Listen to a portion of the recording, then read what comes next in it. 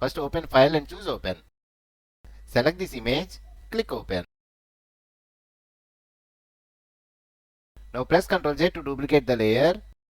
Now go to filter, filter gallery. Here open distort, select glass.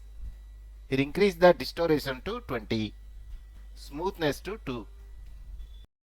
Here set the texture to frosted. Increase the scaling to 200%. Click OK. Now click on Add Layer Mask option below.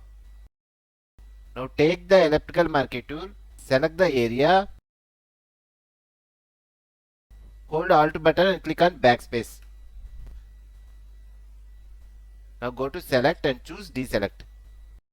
Now go to Filter, Blur and choose Gaussian Blur. Increase the blur radius to 5 pixels.